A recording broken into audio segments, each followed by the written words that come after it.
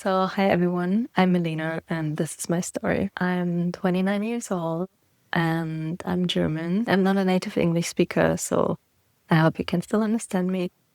Last year in Bali, I did a podcast and I really enjoyed it. With leaving Bali, everything came together and honestly, I put it in the last box of my head. And now being back in Europe and being here in Spain, I was like, oh, this is something I really want to do. So I created this little setup. I think it's actually working well. What I want to tell you today is my story and how I ended up living in Bali and how I ended up leaving Bali and everything in between. 3 years ago, I quit my corporate job. I just felt empty, drained. I knew I was on the wrong track and I couldn't keep going. So let's start at the very beginning.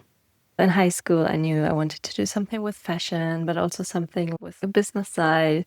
So I studied fashion management in Germany. This also required doing a semester abroad. I spent this in Shanghai. I traveled through Southeast Asia a lot during my study times. I also visited Bali back then. And I fell in love with Asia. I always felt home there. After I finished my university degree, I set off to a corporate job in Denmark in the fashion industry. And I have to say I liked it. It was creative. But even though at some point I was like, I'm missing a bit of a purpose here. I'm trashing the environment with clothes, basically. Something felt not right, and I was questioning everything, and I also didn't feel home in Denmark at all. Somehow it wasn't my country. I need some sun and warmth. And yeah, COVID hit and fate or whatever you want to call it came together, and I was laid off. And I was so in panic because it was pandemic times, and I was like, oh my God, I need to find a job. So I basically applied for new jobs. And the only one back then who would actually hire someone was supermarket. I always worked in buying. So I was like, oh, I can do that. That's just, instead of buying t-shirts, I will just buy something else. So I applied and I got the job and I moved back to Germany during pandemic times. And I worked in this really big corporate office for more than 3 years, I think. And honestly, from day one on, I was like, oh, I don't belong here. I remember I completely changed my wardrobe. I used to wear a lot of stylish flower prints, whatever you wear in the fashion industry back then in Denmark. And in the office, I was like, oh. So I adapted actually. It never felt right in this job. It was training me in a way that, you know, how people can have a burnout, but some people have a bore out. I think I was on the bore out side. I was like, how I'm supposed to do this for the rest of my life. There's no purpose. It's boring. I don't enjoy it. Actually, I want to go see the world. What am I actually doing here?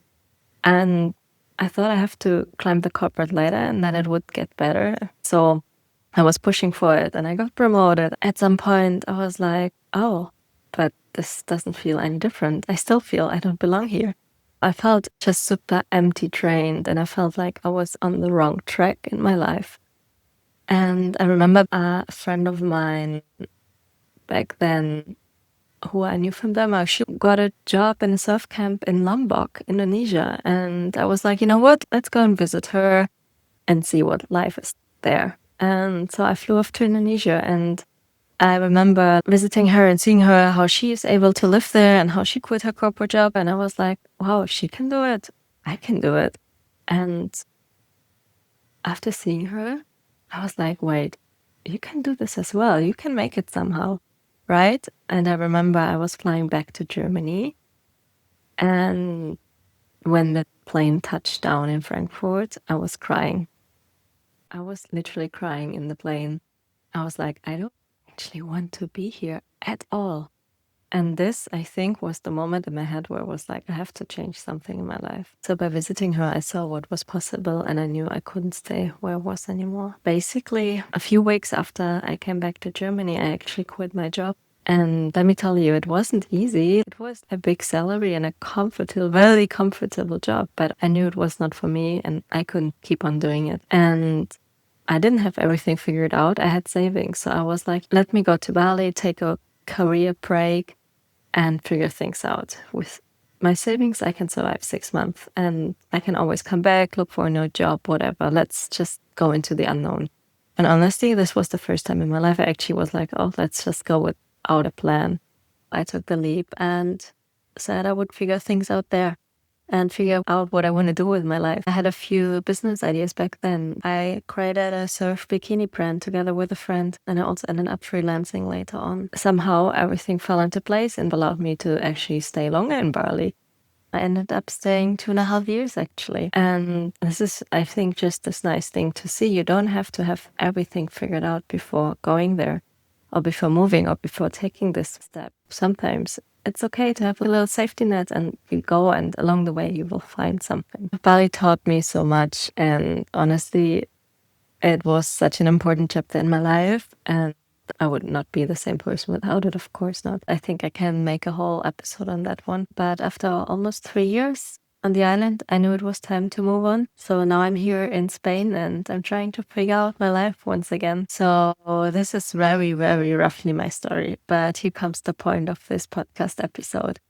I've always shared glimpses of my life on social media, and I remember in the beginning quite a few people were texting me and asking, oh, how do you just move to Bali? How can I start this? I want to have a life like yours. And I want to answer this one, but not in the way you might think. I'm not going to give you the exact steps, like how to apply for a visa, what jobs you can do remote. No, this video is about something else. I noticed before all these practical steps, there's something that's shifting in your head.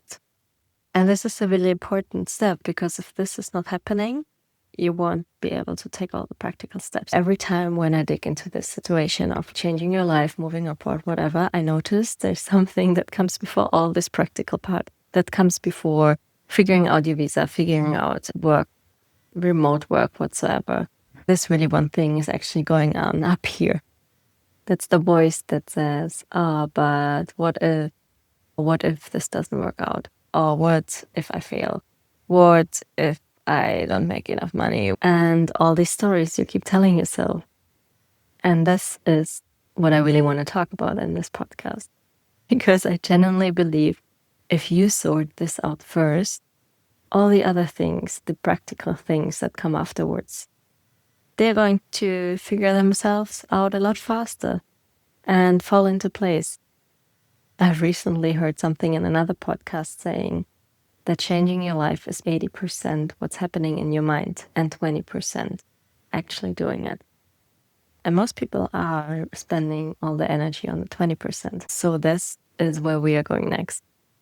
I will drop an episode every Wednesday. If you relate to anything, please share it or DM me or leave a comment. I appreciate every single one who's watching it, and I hope that you find yourself in it as well, and that, yeah, it helps you. And you know what? Talking helps me as well. So it's a win-win.